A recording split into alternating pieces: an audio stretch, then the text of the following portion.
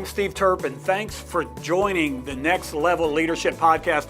We're going to have a lot of fun on the podcast today. Glad you've tuned in. We're going to learn a lot of things. We're going to be dropping this podcast on the first Wednesday of every month, helping you to help other people. If you're a leader, you know how you're a leader? Because people are following you. So I want you to be encouraged today. Maybe you've been through some rough times. Maybe you have a lot of leadership challenges right now. But if you'll just stay tuned, these 15 minutes that we're sharing with you once a month will help you take your leadership to the next level. It doesn't matter if you're just starting out as a leader. Maybe you're in entry-level management. Maybe you're just beginning work in a church or in a business. Maybe you just started a business and you're hiring some employees and you want to learn how to lead them. Maybe you've been leading for a long time, but you just need to sharpen your skills a little bit. I set out every day to learn something new every single day in some facet of life. So maybe you've been leading for a long time, but you want to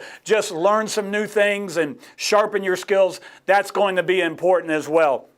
On our last podcast, we shared a couple of things with you. Let me just review them real quickly. We said that it's important as a leader and in your life overall that you make quality decisions. Making right choices can make or break you. Doing things the right way will lead you to where you want to go. And we're going to touch on that even a little bit more today about doing that. But making those right choices and those right decisions can affect your life, and not only your life, but the life of people around you. We have to realize that our decisions have consequences.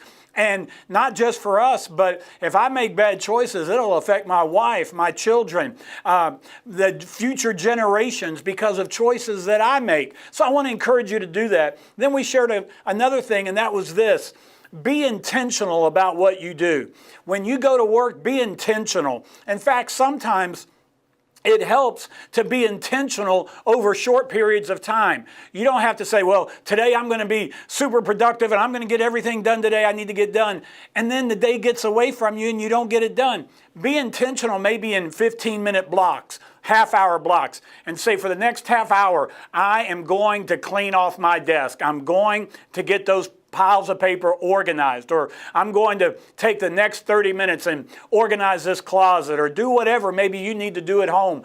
And I know those are hard things, right? But be intentional about it. If you want to be a better spouse, be intentional. Don't just think something's going to happen. Nothing just happens. But when you are being intentional about your life, about your leadership, about your marriage, about your family, all of those things, I'm telling you, things start to get better. You can't just let things float by and not intentionally work on your business, work on your marriage, work on being a better parent.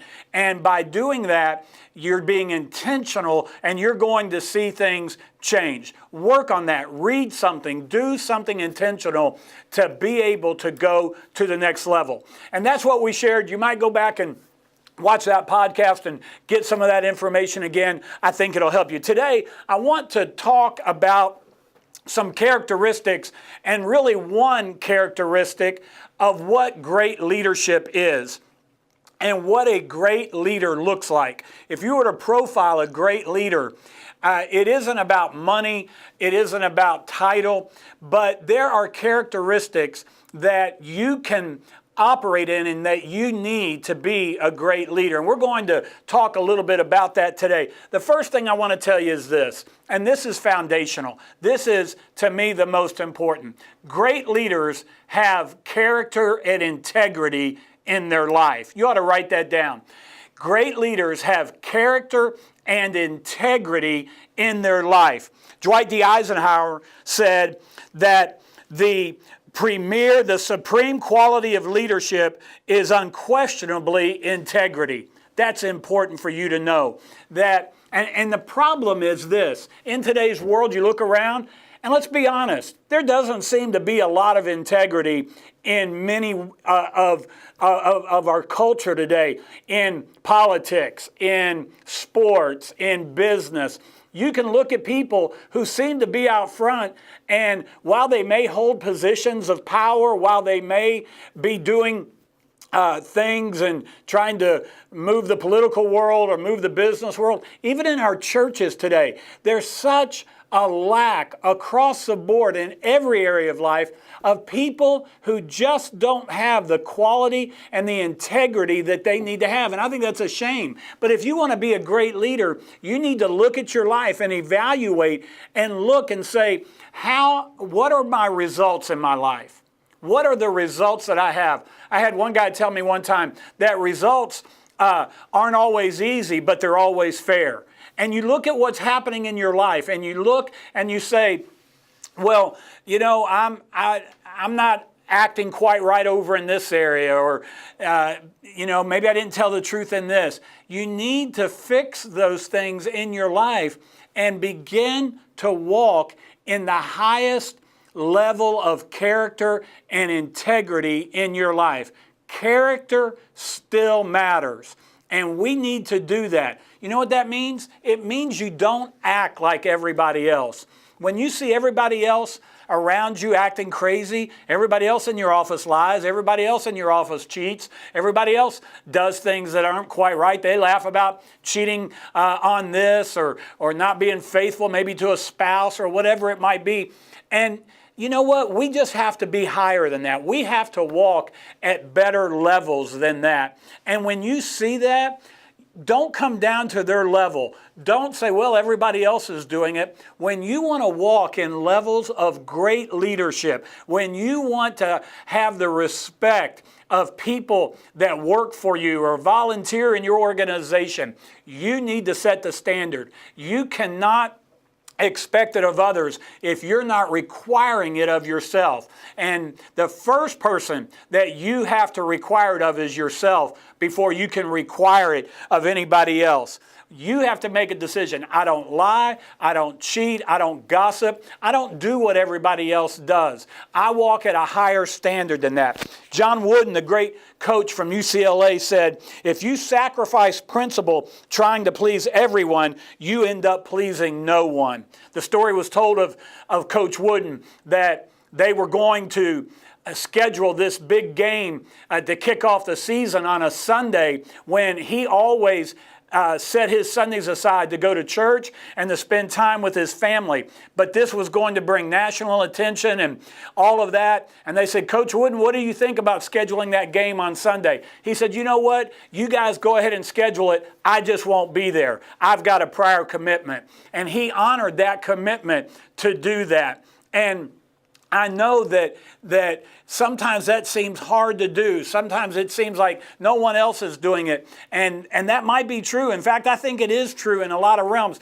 You be different. The truth is, I don't want to be like everybody else. I don't want to come down to their standard. And if they never come up to the standard of excellence that you're setting in your life, be prepared in leadership that sometimes it does get lonelier the more you climb to the top, because not everybody wants to pay the price to have the character and have the integrity that you want to have and that you desire to have. That's extremely important.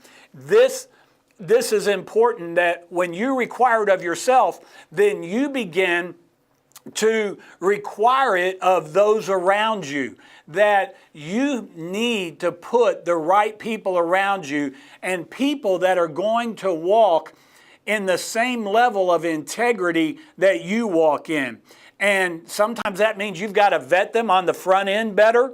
Sometimes we get into situations, I'm sure if you're watching, you've probably been in this situation where you wish that you would have vetted somebody better before you hired them. And that kind of leads me to talk to you for just a moment about putting together your team around you. And when you do that, you want to make sure that they have that integrity and they have that character. We need to learn that the mistake that we make way too many times in churches, business, across the board, is we hire talent and not character.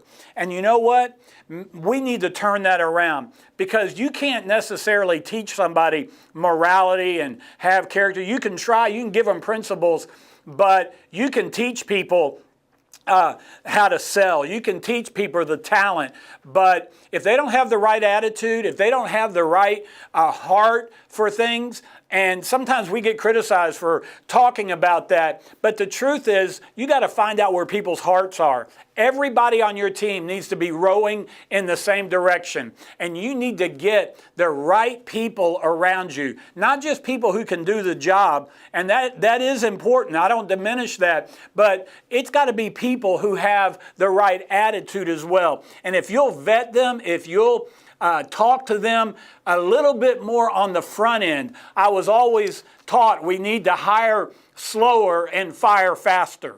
And a lot of times we get that backwards and we hire people too fast and we think, oh, it'll be okay. And how many times does that not work out? I can remember when I ran a distribution company, and there was this hotshot salesman that had come available, and man, he just seemed like the greatest thing that was out there. And I had interviewed him one time, and man, it looked like he was going to bring a lot of business to us, and everything seemed great, and we offered him the money he wanted, and everything seemed like, okay, it's going to be all right. But we hired quickly. In fact, you know what? I hired so quickly, he didn't even show up on the first day of work. He quit before he even started. He didn't even come to work and called me that afternoon and said, I'm not gonna take the job. Why didn't that work out? I didn't vet him well enough on the front end. I didn't ask enough questions. Here's something you can do in your leadership. When you're dealing with people, when you're looking for character and integrity, ask better questions. Ask the people that you're thinking about bringing on your team, ask them better questions. And when you do that, you start finding out who they are, where their heart is, where do they want to go, what's their goal, are they going to be somebody that'll work well with the team. In the initial question, everybody says, you know what one of my strengths is? I'm a people person. Everybody says that. You know what? Not everybody who says they're a people person are really a people person. Some people don't like being around people. Well, you can't have them out leading your sales team if they don't like people, if they don't want to be around people. So just do a better job of that. But first and foremost, have the character and the integrity yourself required of your team. Build better teams. Hire character, not just talent. And your life, your leadership is going to go to the next level. So I want you to email us if you got any questions, any comments that you want. We want you to stay in touch with us. I'm lead pastor at Trinity World Outreach in Louisville, Kentucky, as well as being an entrepreneur. I spent years in business. God has blessed my life with just opportunities and things to teach other people about being the leader that they want to be. I want to help you to help other people. And when we do that, we all win. I want you to have a great week. I want you to have a great month. Put these principles into practice. You can contact us, email us, stay in touch with us. We love to share other resources with you. And until next month, make sure you keep taking your leadership to the next level.